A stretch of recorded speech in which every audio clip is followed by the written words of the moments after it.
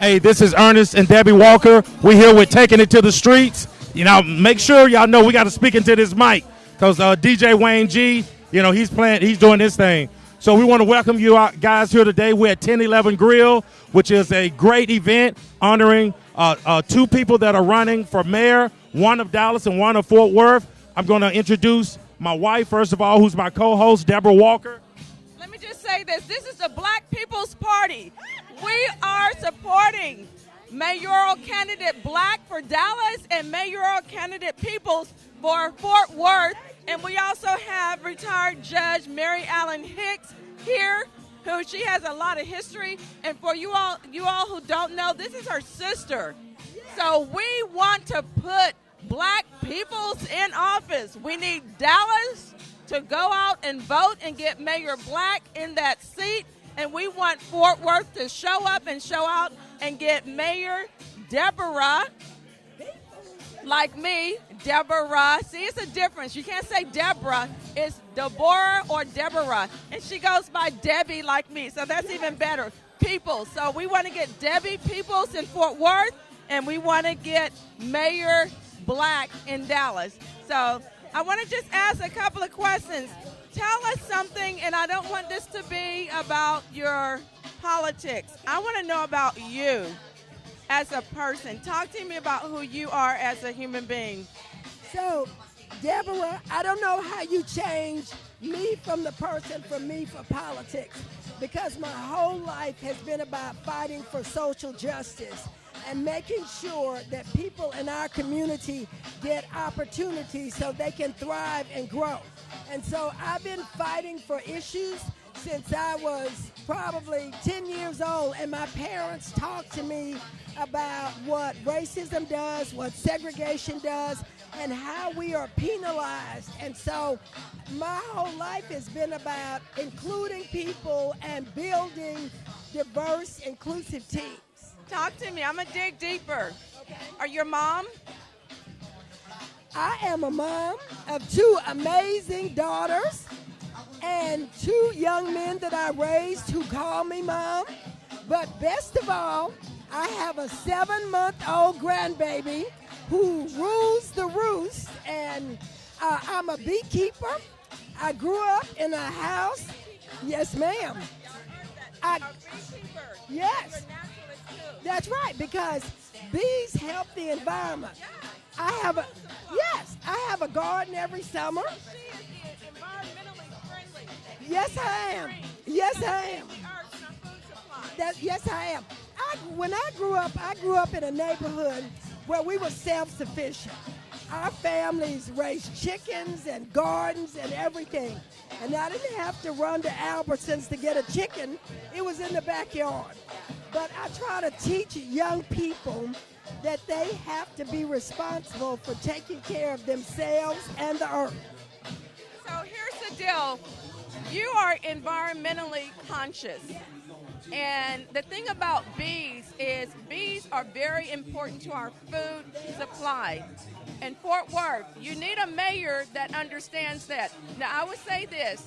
The woman that's in office right now, the only thing I liked about her, she brought the bicycling sidewalks to Fort Worth. The only problem with that, she didn't bring them to all of Fort Worth. There are communities of color who don't have bike trails. And if you're going to launch an initiative, you need to make it for everyone. She has an initiative called Blue Zone, where they tout the fact that we have healthy living. The problem with that is the news just came out yesterday and said that the lowest life expectancy in the city of Fort Worth is in zip code 76104, which are people that look like me and you. So if you're bringing great initiatives, but you aren't taking them to everyone, then you're not doing the right thing for the people you represent. Exactly. And I know you have a question.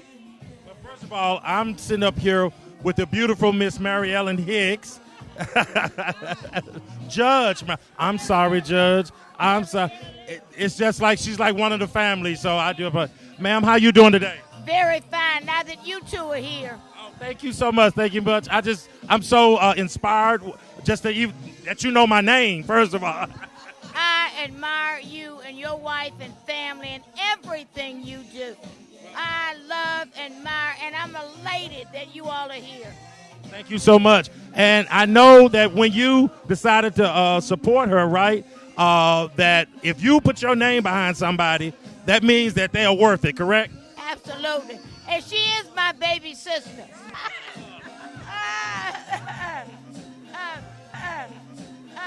I helped raise her, okay? And she is 100% genuine, intelligent, caring, thoughtful, beautiful, and committed and courageous, and all the rest. She will change the face of City Hall. Because I was going to say, all those things you just mentioned don't sound like politicians. So that means she's going to change everything, right? That's right, for the better of all people that live not only in our city, but throughout this United States and the world. We are a global economy. Let's face it. That's exactly right. And she's my sister. She inspires me. I'm with her 10,000%. If you see her, you're going to see me. You can't get one without the other. One without the other. So, Ms. Peoples, let us know if and when we get a black mayor in Dallas and one in Fort Worth, what would that mean to this area? It changes the face of power. When we change the leadership at the top, then we start paying attention to our communities that have been neglected. We get to talk about things that are important to us, like affordable housing and better jobs and higher skilled jobs, and making sure that we don't live in food deserts and that we are creating vibrant opportunities for our children. And as long as we let someone else set the agenda, we'll always be at the bottom of that agenda. All right, and my lovely co-host here has another question. Let me just say something. We can make history this year. In Cedar Hill, we have the Mason Madness, African-American male running. He's Mayor Pro Tem right now, running for mayor. In Grand Prairie, we have Angela Lucky, who is running, a female running for mayor. In Arlington, we have Ruby Faye Wooldridge running for mayor in Arlington. In Dallas, we have our second black potential mayor with Albert Black. And in Fort Party Worth, we're going to have Deborah Peoples as mayor. How do you feel right now being living in this time that we can have that type of sweep? Well, Deborah, this is what I have worked for my whole life, is that people of good conscience, and it doesn't matter what color you are, can step up and do the right thing. And too often we have people who pick our leaders for us. We are living in a time now where if we get engaged and involved, we get to make the decision. And that, to me, is everything I've worked for. So I'm going to dig a little deeper. I grew up as a naturalist. My father had a community garden. We had fruit trees, everything that grew in the back. We had pecan trees. Our neighbors used to come to our home and eat. Even though it was in the outskirts of Houston, in the city, we were in the city limits, but it was on they call it suburbs nowadays. But my father was such a naturalist. Now this beekeeper, I'm going to dig into that a little bit more with you, because what's important, I think, in a lot of the cities nowadays is to have community gardens. What are your thoughts and opinions on community gardens? We need them. And so one of my mentors, Opa Lee in Fort Worth, just got some land to create a community garden. I think we have to teach our children about nature, about the land, about why it's precious. And then for us as African Americans, many of us grew up in an agricultural environment, not in an urban environment. We've got to get back to that. I give honey, and I tell people, I probably got about 500 pounds of honey in my hives right now because I don't take it out during the winter so that the bees can live. I will have so many people standing in line for that honey because it's local honey. It's good for allergies. It's good for eczema. If you're a naturalist, you know every once in a while I even condition my hair with honey. It's an amazing moisturizer. It has great medical properties. But also, we are saving the earth. You need bees to populate the food that we eat. So when you run to the grocery store and you buy fruits and vegetables, that's because bees have helped to pollinate that. And so people need to understand the relationship between bees and our whole environment. And then one other question to you. So Mr. McDonald, he was the first black Texas millionaire. Now, I have all kinds of surprises for you all. Yes. I love my history. Yes. He built out the city of Fort Worth. Right. And this Bob Jones State Park that is there just near South Lake and Trophy Club, all of that was owned by a slave. Bob Jones used to be a slave, worked himself out of slavery, ended up being a landowner. So I want you to talk about the land ownership in Fort Worth and why it's so important for Fort Worth voters to turn out and vote for you. And so what I want voters to understand, because you're talking about Bill Gooseneck McDonald, but before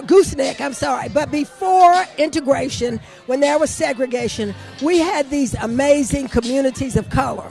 And we had Moja Valley, we had Riverside, we had Stop 6, which was the sixth stop on the trolley. We had Como community. And so now that land is all in the inner city. And so when you're talking about gentrification, people now want that land because what was once the bottoms and of no value to them is now valuable. And families, when I talk about generational wealth, we have to teach us how to hold on to the land. We have to teach us how to value that. And so Big Mama's house should be kept in the family because what Big Mama might have gotten for $50 100 years ago is now worth almost $500,000. And we need to stop giving away our heritage for nothing. And one last question. Now, this is where I'm going to get into the politics of it. And thank you so much for telling us a little bit about you. And I'm so glad that you are a beekeeper out of everything, because this lady not only wants to be your mayor, she wants to save the world. Yes, I do. Yes, I do. Because there's something about beekeepers. They understand the place that God designed, those little honeybees in our lives and what they mean on a global level, because we are losing our bee population. Yes, we are. So on Fort Worth, can you give me some of the stats, like the demographics and just making sure that all of Fort Worth is included?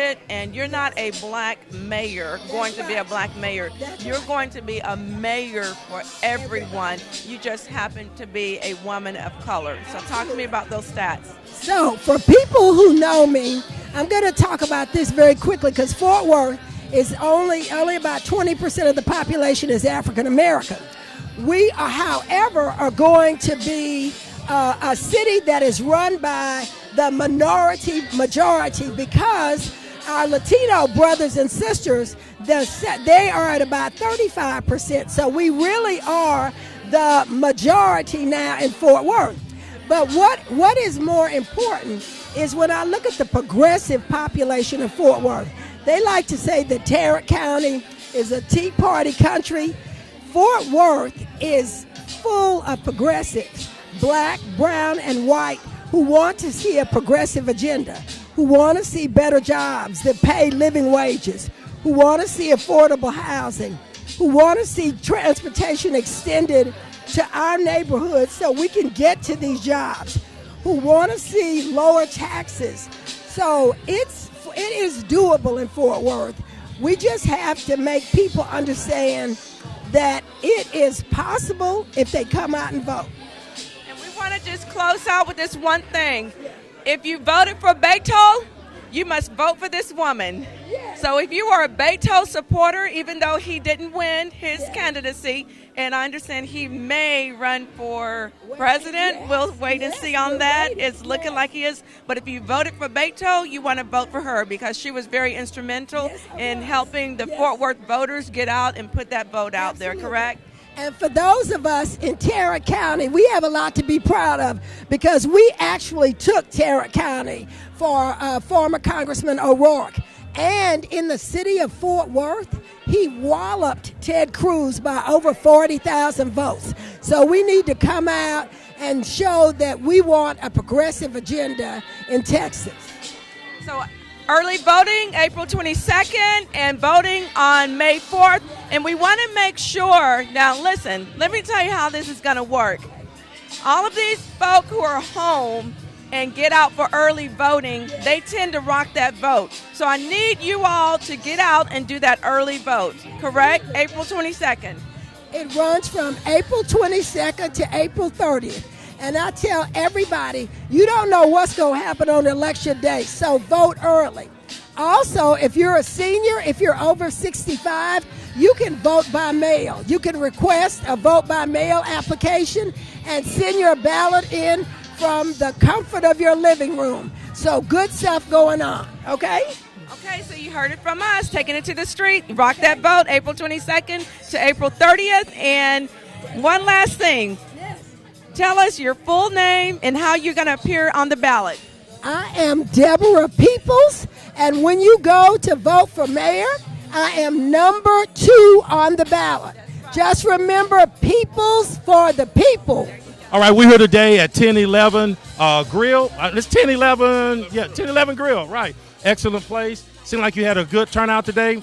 We had a great turnout, and it's really exciting, the energy in the room with the idea of 2 black candidates being mayors of major cities in the Dallas-Fort Worth area. And it's not just that they're black, but that their ideas are inclusive, that their concerns for education, their concerns for affordable housing, that they have an idea for investing and diversifying the dollar, that, hey, Dallas is one of the richest communities in the country.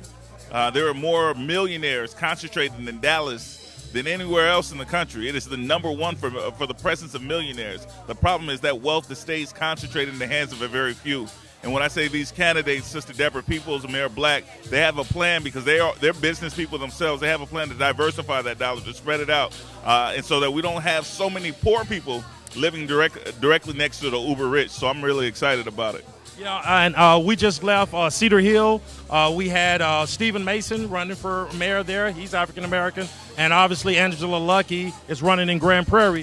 But you're from outside, okay? You're an outsider, whether you like it or not. But you had the ingenious idea of putting Fort Worth and Dallas together. People don't realize people always say Dallas-Fort Worth. So to put these 2 together and campaign for them at the same time, what does that mean for the black community? Well, as an outsider, the first place I was introduced was to Fort Worth. When I was doing work in Fort Worth, civil rights work in Fort Worth, when I had to file a lawsuit against the city, the first person I named was the mayor. When I filed a lawsuit against the people of Dallas, the first person I named was the mayor. The reason I named the mayors is because the mayors are the policy makers. They're responsible for everybody else in the state actors within the region. And it makes no sense. It makes no sense at all to have these 2 powerhouse cities. Now, Dallas is huge, one of the top cities in the country. Fort Worth is rivaling Dallas. And so it makes no sense to have these 2 communities and working, neighboring each other, but falling for the same old trick. Now, the same old trick, of course, is what we learned through the what's been popularized as the Willie Lynch letters. So the idea is you take the tall slave and pit him against the small slave. You take the skinny slave, pit him against the black slave. The light-skinned slave against the dark-skinned slave. So you have the Fort Worth Negroes against the Dallas Negroes. It makes no sense at all. No, we were one people, and so that's why the names of these candidates coming together, Black and People's, still Black People's Campaign. No, we're going to come together. And I think that these 2, as they run this campaign, should always be paired because this is the Black People's Campaign. Well, I'm really glad you clarified that because people want to draw boundaries and draw lines, but lines don't separate us as black men, whether you're in Fort Worth, Dallas, Pennsylvania, L.A., or whatever. We're still black men, and we're still suffering some of the same injustices that people all over the country are suffering from. So what do you got coming up now? I see you got your St. Luke's shirt pin on. Are you about to go out of town? Yeah, on March 6th, we launched the Botham Shumjaw Foundation. Now, the foundation, the mission is to encourage or to motivate, to stimulate Christian intervention in social justice. And that's a whole nother conversation that we can have. But the idea is Botham was a man of God. He was a businessman. He was a pillar of the community. And so for the first time, we've seen the church say, you know, what's going on with police brutality in this country? Right. That's not right. And we have a responsibility to do something about that. And so we're hoping that Botham's sacrifice will spark Christian intervention in social justice. And so we launched that foundation on March 6th out from the island of St. Lucia. We will have a second launch here in Dallas over the summer. But that's what we got going this weekend. So, well, I know on the flyer that you had here, you had Black geniuses, and some of the stuff you're saying is ingenious, really, because for the longest, I wonder why some of these mega churches who take our money don't speak out when our children and their own members and parishioners, sons and daughters, are being killed by the police. The only person I can think of even around here that even think about speaking out against that is Pastor Haynes. Please forgive me if I'm not mentioning anyone else. But that's something that really needs to happen in America. There was a point that we always depended on Black ministers such as Martin Luther King and, you know, Al Sharpton and Reverend Jesse Jackson. But now it seems like the attorney is now stepping in to say, hey, you know, not only am I going to tell you the right thing to do, but I'm going to put some lawsuit on you too. So I think it's really, you're capable of doing anything if we pull together. Yeah, absolutely. Now, Black Geniuses, what is that all about? So I was honored by the Griot, which is MSNBC's version of their Black enterprise, and myself and Ben Crump were honored during the month of February as their Black geniuses in the area of social justice and law. And when they described to me what that meant for them, how they characterize innovation and compassion for the community, et cetera, I started to think about these candidates. I started to think about the resources that we have in this room, the businessmen that we have in this room, the therapists, the social justice activists that make my work possible. And I wanted to have a brunch to honor them. And so we had the Black Genius Brunch as a reflection of that recognition that was given to me over in February. Okay, so we also have On The Merritt, which we are filming today. And so I want you to talk to Mayor Peoples, if you don't mind. I'm going to pass the mic off to you. And I say mayor as if it already happened. It just sounds good. All right, Ms. Peoples. All right. We're on The Merritt with my sister, Deborah Peoples. Now, Ms. Peoples is one of the first people that I met out in Fort Worth. I stepped onto that what was foreign territory to me.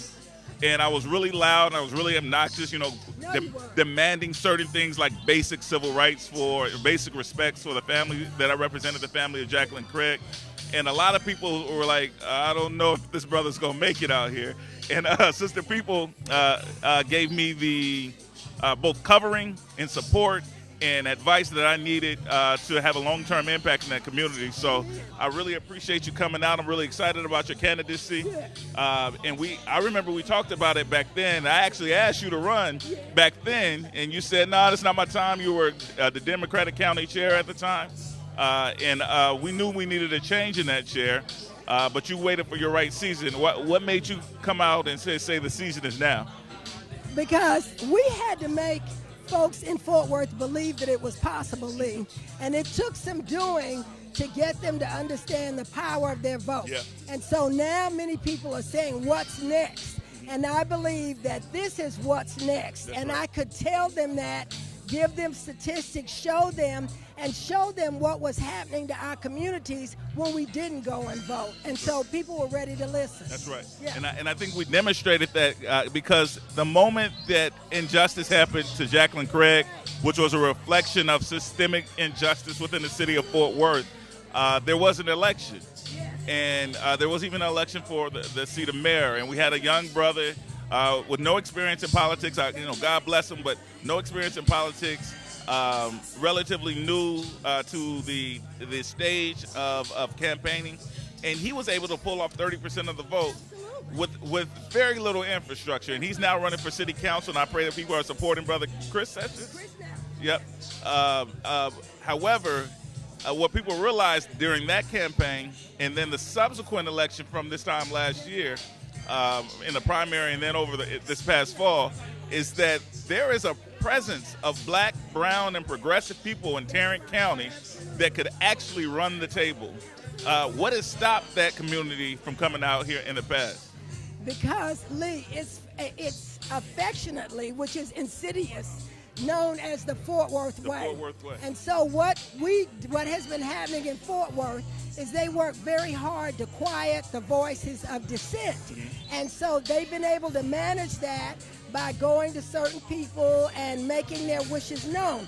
We now have this amazing cadre of young leaders, including yourself, who are joining the chorus of us who've been out there for a long time, saying this is not right and we are not going to take it.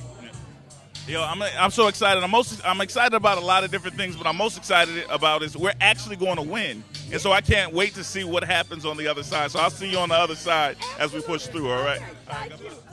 So, hey, it's you come a few more weeks. What are we looking like in the campaign right now? We're looking real good. You know, we've had our first D Magazine poll. Everybody thought that, well, you know something, they'll run hard, but they won't run and win. We won that poll. We scored the highest of every candidate that was out there, and there's 9 out there. We scored a 20, and which was a disproportionate amount of votes that they were able to canvass. We feel real good about tracking number 1 in the first poll done by D Magazine. You know, the Observer couldn't have been more observant when they came out and said, there's 2 real candidates in this race. The rest of them are stooges. They say this race is about Albert Black and some fella by the name of Scott Griggs. So we'll see what happens. I think Mr. Griggs has his hands full with a lot of municipal issues that they're going to have to explain. What I'm going to have to explain is to continue to explain the outstanding career we've had in business. I'm going to have to explain the kind of civic work that we've done throughout our city. I'm going to have to explain the kind of vision that we've got for our city. Now, the city of Dallas is a city manager form of government, but I have seen some mayors with strong personalities influence the city where we didn't even hear about the city manager. Annette Strauss reminds me of one of the more recent ones that had just an overabundance of personality, and it was really about her. You have one of those personalities. It's magnetic, it's infectious. So how you think that's going to benefit you when it comes to running a world-class city like the city of Dallas? Well, I think you have to be a diplomat or you should never be up for the mayor's job in the first place. You got to have mostly diplomatic skills. But if you're not a warrior, well, then you can't serve the people that need you to serve them the most, right? There are 3 emotions that I'd like to be able to count on, and I want constituents to count on. 1, that's the ability to be compassionate. I've got that. I want you to know that I have the ability to have passion, too. That's something with a little bit more steam. Now let me ask you. You say compassion. So if I was to hit you on one cheek, would you just turn to the other one? I'm not going to. I'm going to get passionate about something. And then that passion is going to turn to anger. And then I'm going to let it on with rage. Let it on with rage. And that's what we need here in Dallas. I need somebody real that's going to fight the good fight. You don't forget that turn the other cheek. It's all for. You know, if you can go from compassion to anger to rage, and allow those to be a part of your repertoire, if you will, so that at least you people know that they're dealing with someone formidable. And as long as we can get along, we're going to get along. If we cannot get along, we won't get along. Wow. It's time for people to be represented in manners that they haven't been represented before in Dallas, Texas. So I heard you say there would be 3 things. I'm waiting to hear for that third. You said compassion, passion, and what's the third? What you have, it'll be 4 things. You have to have compassion. That's compassion for people that are really the downtrodden, the people at the bottom of the well. You have to have the passion to get on a job, stay on that job, have the kind of perseverance necessary to do that job. You have to be able to allow yourself to be angry when circumstances are not acceptable and you cannot get them to change. And then when all else fails, there is nothing else, including time, that will prevail. You've got to be able to show a sense of rage. Got that. Allow people to know that you're mad as hell and you're not taking it anymore. So I hear that's a little straight in you, and I like that. So Fraser Courts. I did home care as a registered nurse in Fraser Courts for a number of years. And when you talk about the downtrodden, now right now, Dallas has a lot of millionaires. You are one of them. When you talk about the downtrodden, you came from Fraser Courts to self-made millionaire. So with your constituents out there who are downtrodden, and as you say, the bottom, but they're out there, what can you say to them to let them know that they are not forgotten, that their needs and their requirements to make themselves better and to do well in such a flourishing city are not going to be forgotten? I want them to hear me say this. I want them to hear me and understand me when I say that I really do want people. I want people that have done well in our city to continue to do well. And I want the people that are downtrodden to understand that message. And for the people that haven't done so well, I want them to understand that through a comprehensive approach to better and good governance, we're going to get them to do better. Because here's what we want. We want them to believe in me because I believe in them. And together we're going to get things in the proper order so that we can believe in our city. I'm asking them to believe in Dallas. And I know that's a challenge. I realize that. And I'm going to ask you a little personal question just to tell the audience a little bit about you. No, that's not people need to know who they're voting for. Now, we can look at this and we can look at your platform. Yes. I want to know about you as a human being. What are your qualities that you have as a human being to govern the city of Dallas? No, he's from Kimball High School, and that's one bad quality. Now name some of your. Oh, the cameraman is from Kimball too, so you know he only getting you in the picture, right? Well, you know, I have an apology to pay to the cameraman because I'm from Samuel High School. Samuel. And boy, we beat y'all real bad. And we didn't have to do it like that. We had no class, no character. We stomped y'all.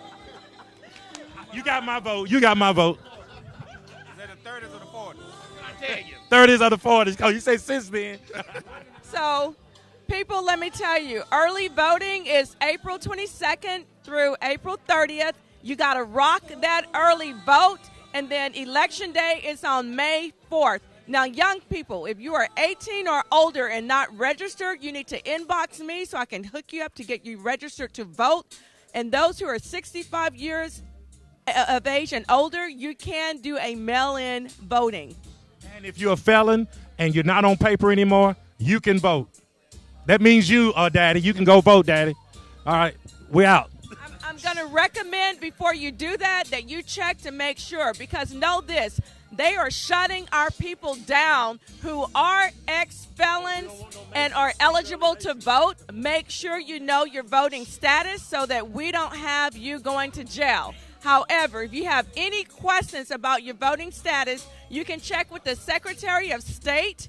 Go ahead and go online right now and check that status. If you are 18 or older by May 4th, you can register to vote. Know that. Early voting, April 22nd through April 30th, and we need to vote black. Now, let me tell you something.